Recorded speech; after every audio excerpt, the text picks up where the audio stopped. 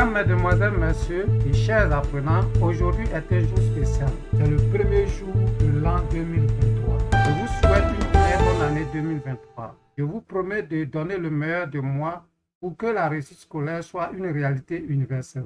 Abonnez-vous à la chaîne YouTube et à la page Facebook de la BAC Academy. Les liens d'abonnement se trouvent dans les descriptions des vidéos. Partagez, likez ou aimez et commentez massivement les publications. Vos commentaires me permettront de vous satisfaire davantage. La BAC Academy a également des contacts. Nous avons pour le WhatsApp plus 225 05 06 41 01 30.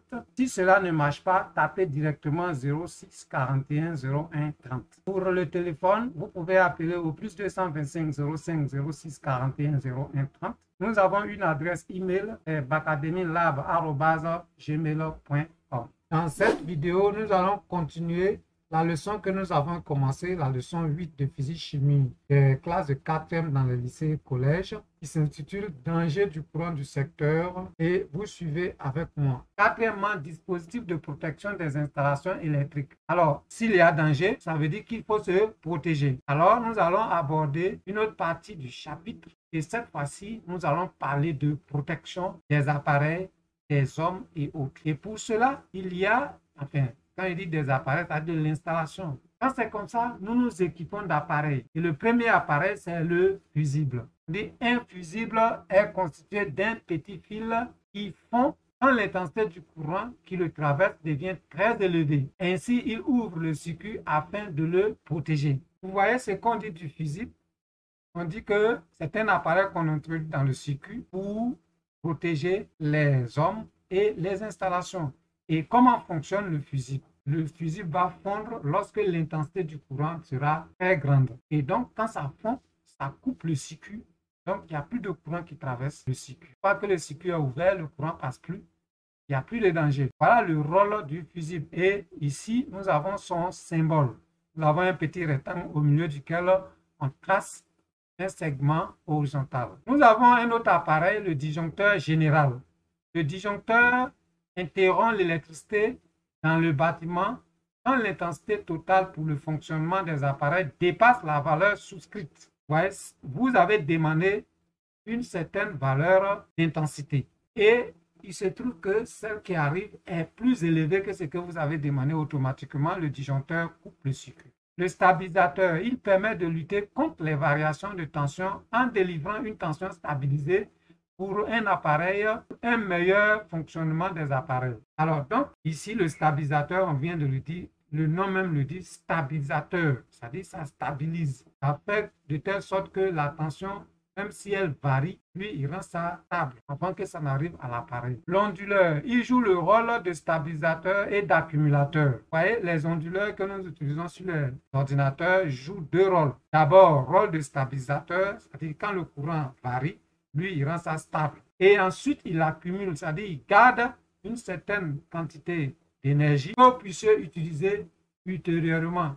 Par exemple, quand il y a des coupures de courant, vous avez le temps d'enregistrer vos données sur vos ordinateurs pour pouvoir les récupérer en sécurité après que le courant soit revenu. À l'interruption brutale du courant, il fournit le courant accumulé à l'appareil. Nous avons le temps de l'éteindre convenablement, ce que je dis.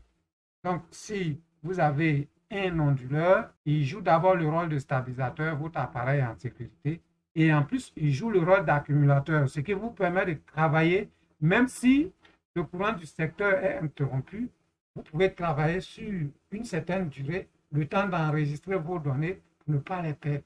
4.2, pour les personnes, nous avons vu les appareils qui permettent de faire la protection pour l'installation. Ici, nous allons voir les appareils qui permettent de protéger les personnes. C'est bien vrai. Ce qu'on a vu tel que le fusible, lorsque le fusible ouvre le circuit, ça protège aussi les hommes. Mais ici, nous avons d'autres appareils qui peuvent protéger davantage. C'est ce que je veux dire. Alors, on dit, nous avons la prise de terre. Les prises de terre sont recommandées afin que lors de tout contact accidentel, le courant circule facilement dans le circuit de terre que dans le corps de la personne. Donc, vous voyez, c'est très important. Et nous avons l'habitude de voir souvent dans les installations domestiques de ne pas avoir la prise de terre. Vous voyez le rôle que la prise de terre joue. Je relis On dit les prises de terre sont recommandées afin que lors de tout contact accidentel, le courant circule facilement dans le circuit de terre que dans le corps de la personne. Vous êtes sauvé. Au lieu que le courant circule dans vous, ça va aller circuler dans le circuit de terre. Nous avons aussi le disjoncteur différentiel. L'autre côté, on a vu le disjoncteur général. Le disjoncteur général, on dit si vous avez demandé une certaine intensité dans votre bâtiment ou bien dans votre maison, si l'intensité qui arrive est supérieure à ça, alors ça coupe le circuit. Ici, le disjoncteur différentiel va jouer son rôle aussi. On dit il est associé au fil de terre, coupe le circuit dès que la différence entre les intensités dans les fils de phase et de note atteint 30 mA.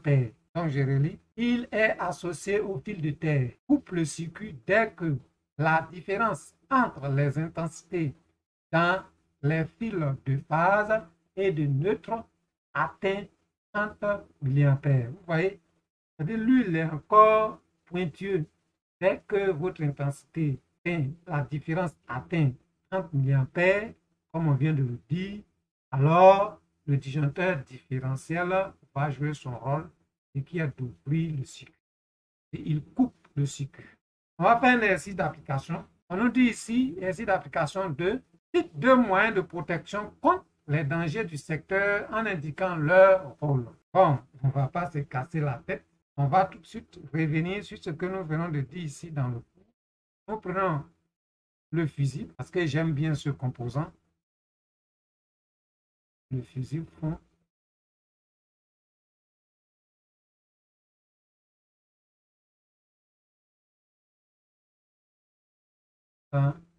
Intensité.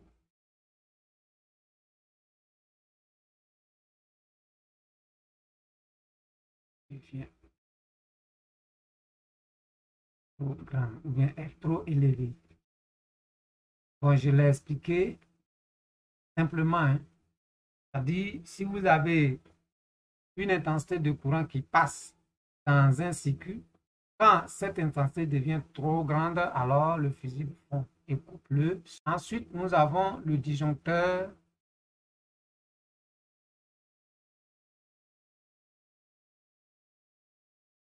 général. Le disjoncteur général, le circuit, ou bien ouvre le circuit lorsque l'intensité traversant le circuit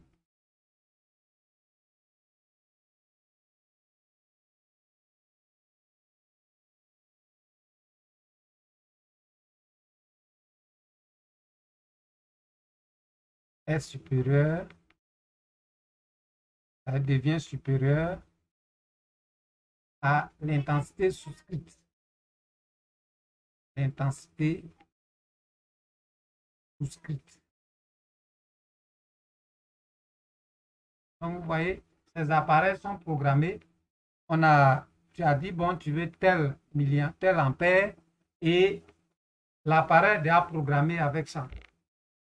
Il se trouve que par des mauvais branchements, l'intensité augmente dans le circuit. Automatiquement, le disjoncteur saute.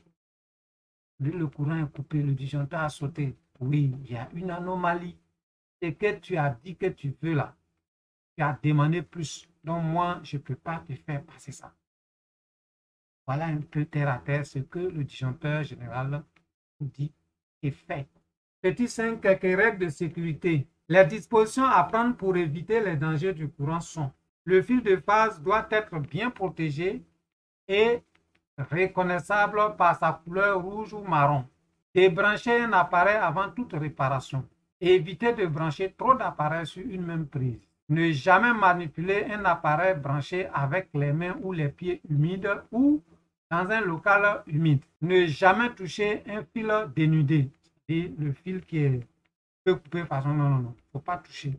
Si tu vois que la pôle est enlevée, faut pas toucher au fil. Couper le courant avant toute intervention sur l'installation, même pour changer une lampe électrique. Ne jamais introduire des métaux et divers objets dans les prises de courant du secteur. nous allons vous montrer quelques images pour pouvoir illustrer cela dans les exercices, parce que nous aurons à faire des exercices avec vous. Le cours est terminé. Merci de l'avoir suivi. Bien, cette vidéo est terminée. Je vous remercie de l'avoir regardée. Abonnez-vous à la chaîne YouTube et à la page Facebook de la Bacadémie. Laissez des j'aime, commentez et partagez les publications. Activez la cloche de notification pour rester informé des publications. Visitez le site internet www.bacademy.ci pour être davantage informé. Je vous remercie.